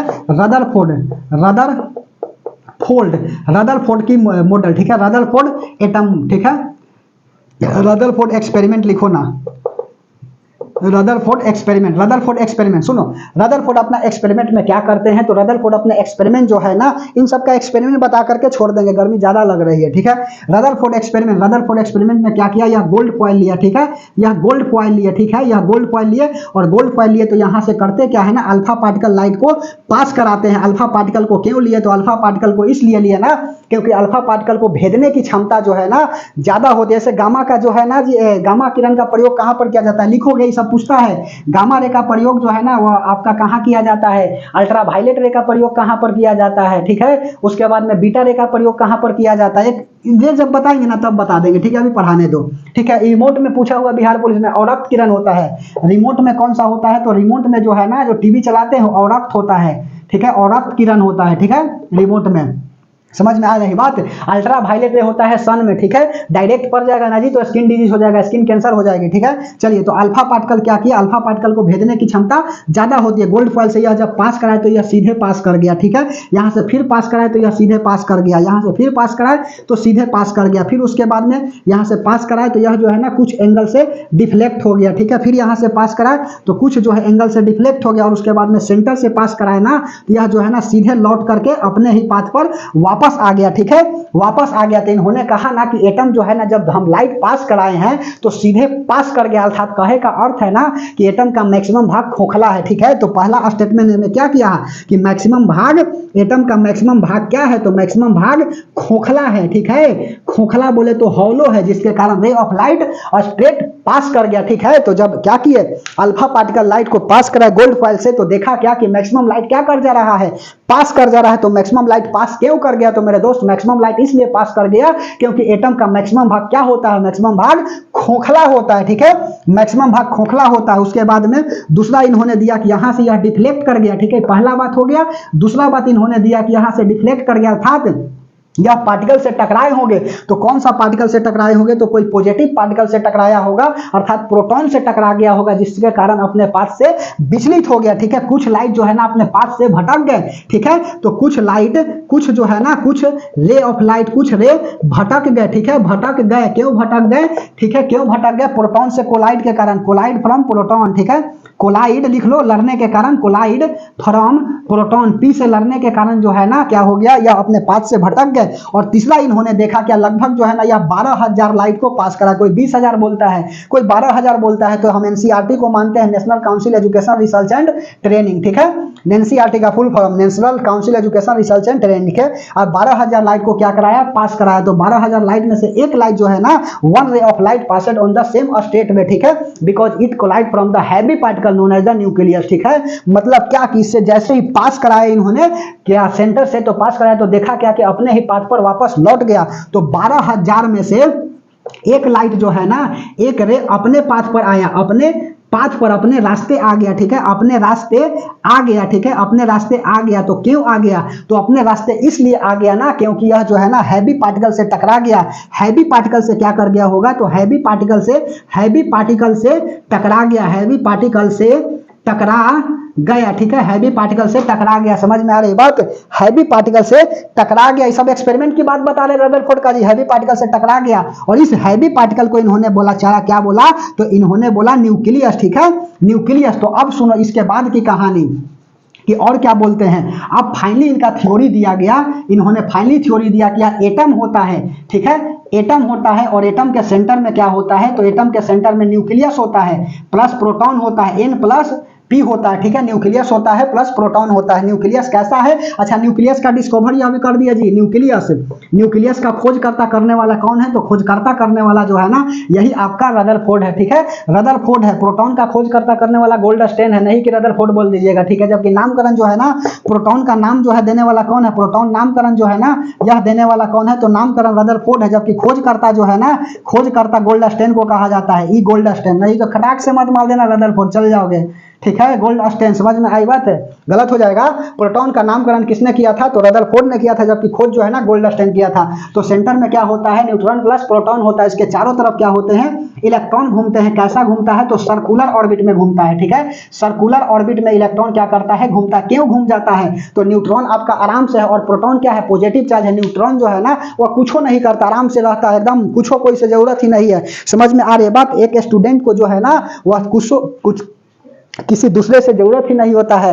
समझ में आ रही बात। सच्चा स्टूडेंट वही है ना जी जो काक चेष्टा बको ध्यानम स्वान निद्रा तथा वच अल्पहारी गृह त्यागनम विद्यार्थी 5 लक्षणम, ठीक है, जिसमें यह 5 लक्षण है ना वही सच्चा विद्यार्थी कहलाता है। अर्थात कहे का अर्थ है ना कि न्यूट्रॉन भी वही काम करता है, आराम से न्यूट्रॉन आराम से रहेगा, और प्रोटॉन क्या करेगा, यह इलेक्ट्रॉन को खींचेगा, और इलेक्ट्रॉन भी इसको खींचेगा, लेकिन इलेक्ट्रॉन क्या कर जाता है, या गोल गोल घूम जाता है। तो इलेक्ट्रॉन क्या है, तो इलेक्ट्रॉन जो है ना सर्कुलर ऑर्बिट में घूमता है। तो कहे का अर्थ है कि इन्होंने थ्योरी में बोला ना कि एटम के सेंटर में न्यूक्लियस होता है और इस न्यूक्लियस के चारों तरफ क्या होते हैं, इलेक्ट्रॉन गोल गोल चक्कर लगाता है, ठीक है, गोले गोले, ठीक है, यह गोल गोल क्या होता है, समझ में आ रही है बात, गोले गोले डोले डोले हम ना बोल रहे हैं, ठीक है, गोल गोल यह घूमता है, समझ में आ रही है बात, तो गोल गोल घूमता है तो यह सर्कुलर मोशन कर दिया, जब यह घूमता है ना तो एनर्जी को प्रोड्यूस करता है, ठीक है, एनर्जी को प्रोड्यूस करता है, समझ में आ रही है बात, एनर्जी को प्रोड्यूस करता है। तो मैक्सवेल आते हैं और कहते हैं ना, सुनो, क्या यह जो है ना स्टेबिलिटी बतला पाए, तो यह स्टेबिलिटी नहीं बतला एटम का जी, ठीक है, एटम जो है ना यह स्टेबिलिटी का बताया ही नहीं, इन्होंने बता दिया कि इलेक्ट्रॉन क्या है, गोल गोल घूम रहा है,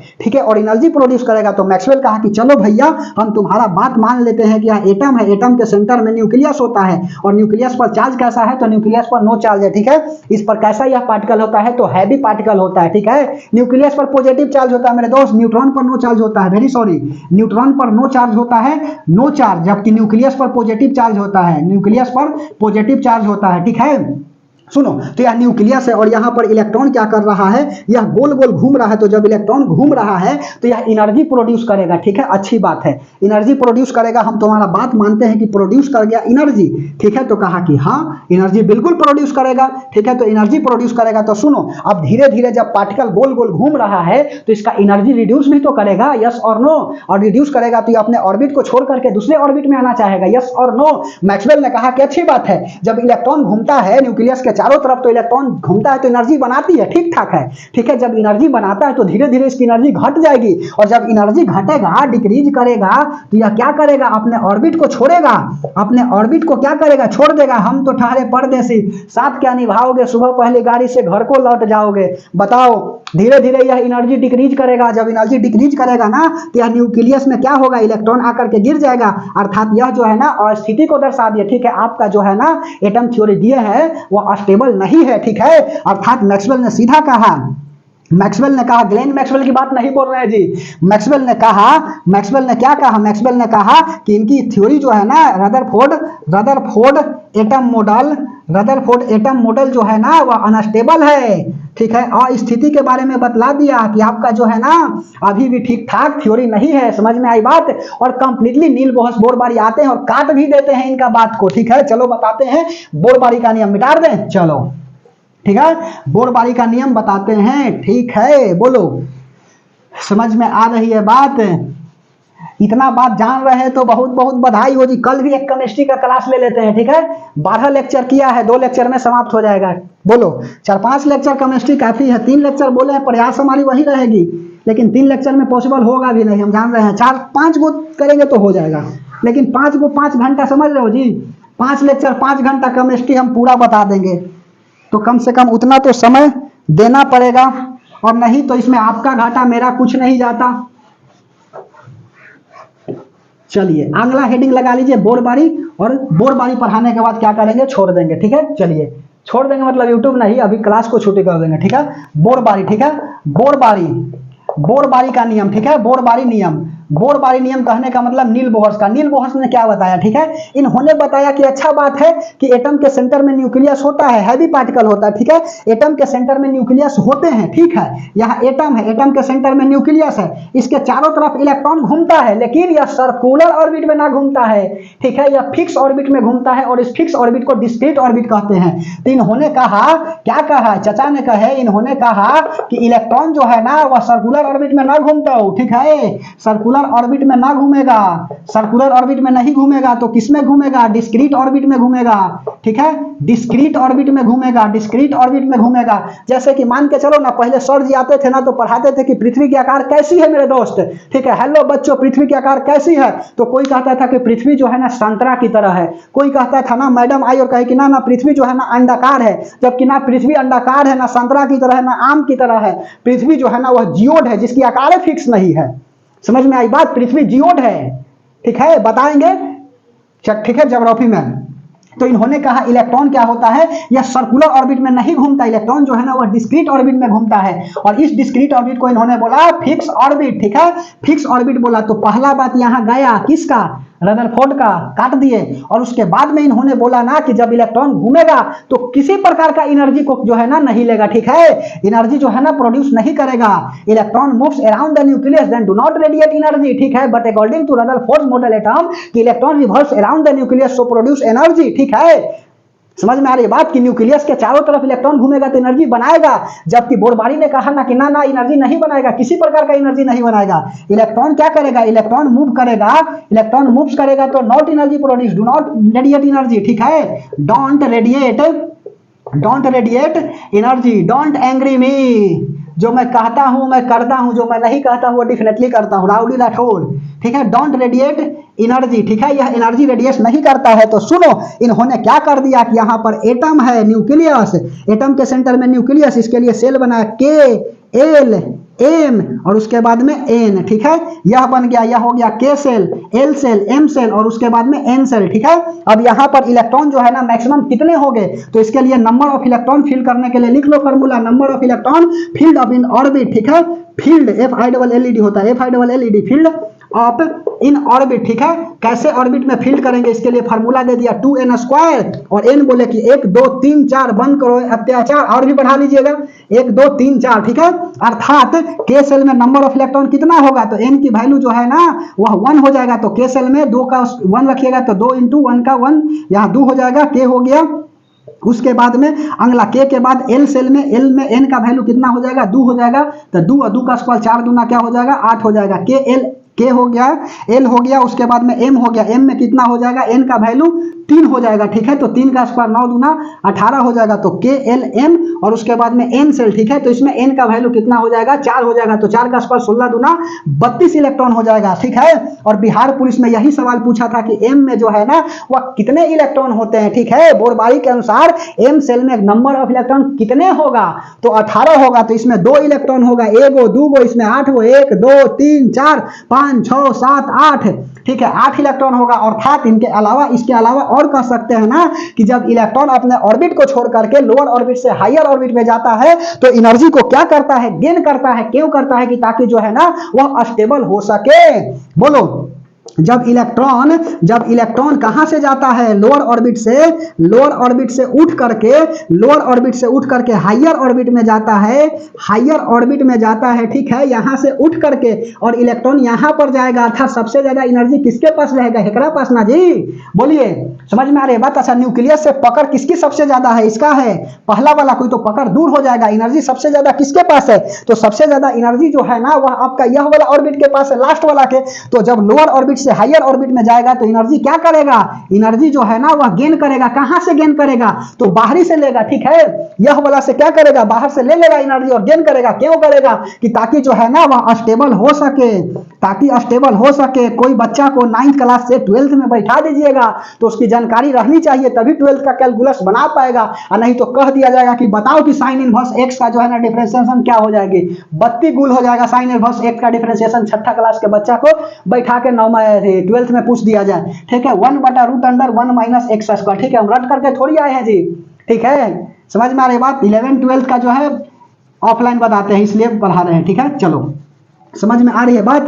बोलिए, तो हायर ऑर्बिट एनर्जी गेन करेगा ताकि यह क्या हो जाए, स्टेबल हो जाए, पहला बात। और दूसरा बात जो है ना, यह इलेक्ट्रॉन कहां से, हायर ऑर्बिट से कहां जाएगा, लोअर ऑर्बिट में जाएगा, तो क्या होगा, एनर्जी को रिड्यूस करेगा। एनर्जी को क्या करेगा, तो एनर्जी को रिड्यूस करेगा। क्या करेंगे, हवन करेंगे, ठीक है ना, रिड्यूस करेंगे। क्यों रिड्यूस करेंगे कि ताकि जो है ना वह स्टेबल हो सके। तो सब जो है ना स्टेबिलिटी के कारण क्या होता है, यह एनर्जी को गेन करता है और रिड्यूस करता है। बात समझ में आई बोरबारी का नियम।